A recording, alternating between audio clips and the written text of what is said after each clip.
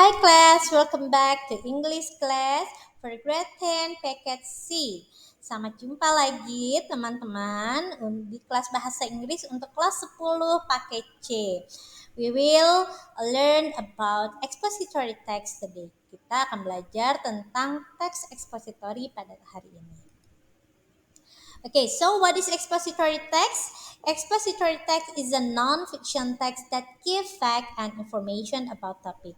Teks expository sebuah teks non-fiksi yang memberikan fakta dan informasi tentang sebuah topik.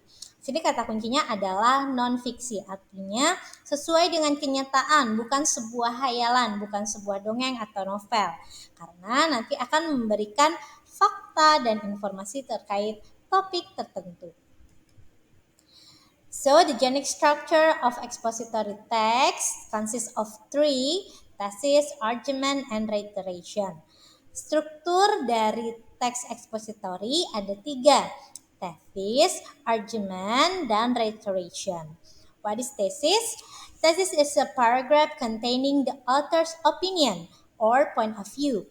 This paragraph in an expository text consists only one paragraph at the beginning. Nah, tesis ini berisi tentang pendapat dari seorang penulis. Nah, paragraf ini hanya satu di awal paragraf. Jadi selalu di paragraf pertama ya. Nah, what is argument? Argument is a paragraph containing the author's opinion or argument. Paragraphs in expository text consist of more than one paragraph in the middle. Nah, argumen adalah paragraf yang berisi tentang opini yang mendukung dari sudut pandang yang sudah dijelaskan di bagian tesis. Nah, argumen ini memiliki lebih dari satu paragraf. Jadi dia bisa 2 paragraf atau 3 paragraf. Jadi misalnya tadi paragraf pertama adalah tesis, maka di paragraf kedua, ketiga, keempat itu adalah argumen. And last, reiteration, the paragraph containing the author's restatement. This paragraph in expository text consists only one paragraph at the end. Nah, reiteration adalah pernyataan ulang dari sang penulis. Nah, tadi kan dia memberikan sebuah sudut pandang atau opini, kemudian didukung oleh fakta-fakta yang ada pada argumen. Nah, kemudian di reiteration itu dia nyatakan ulang kembali apa yang menjadi pendapatnya. Dan sama halnya dengan tesis, paragraf reiteration ini hanya terdiri dari satu paragraf dan dia posisinya ada di bagian paling terakhir. Okay, so this is the example of expository text. Ini adalah contohnya. Kita baca judulnya. Why should graffiti be considered art? Mengapa graffiti harus dipertimbangkan sebagai sebuah seni? Nah, teman-teman bisa membacanya nanti ya di rangkuman yang akan saya berikan. Kita lanjut ke analisa dari generic structure-nya. Nah, ingat tadi bahwa tesis selalu ada di bagian pertama. Kita lihat di paragraf pertama itu dibuka dengan tulisan, in this article, I will explain why graffiti is art and I will explain how graffiti is essential of our culture. Di artikel ini saya akan menjelaskan mengapa sih graffiti itu adalah sebuah seni dan saya akan menjelaskan apa esensinya graffiti di kebudayaan kita. Nah, berarti ini adalah lebih ke bagaimana opini dari sang penulis. Menurut sang penulis, opininya adalah graffiti adalah sebuah seni dan dia akan menjelaskan bagaimana graffiti itu adalah sebuah seni dan menjadi esensi bagi kebudayaan. Dan ini kan adalah pendapat dari sang penulis.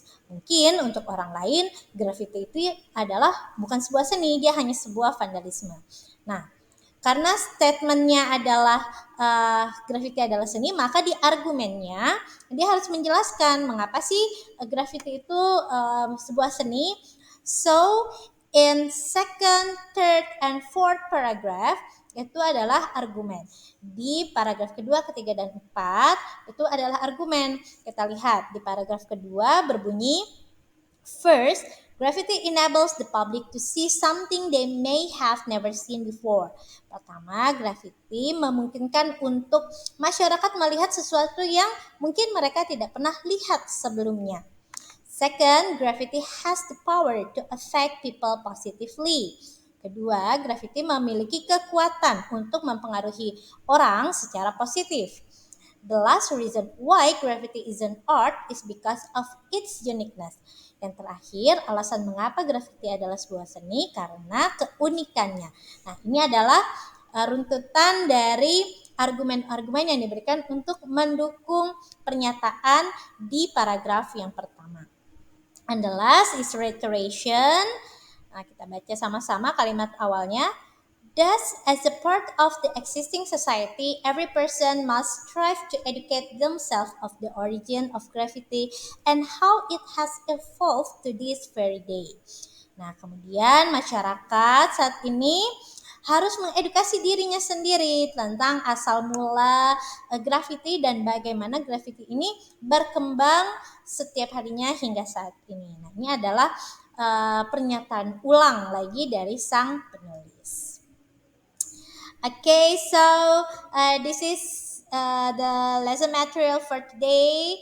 Hari ini cukup sekian materinya. Dilanjutkan dengan quiz time yang linknya sudah dibagikan di WhatsApp. So see you again next week. Bye.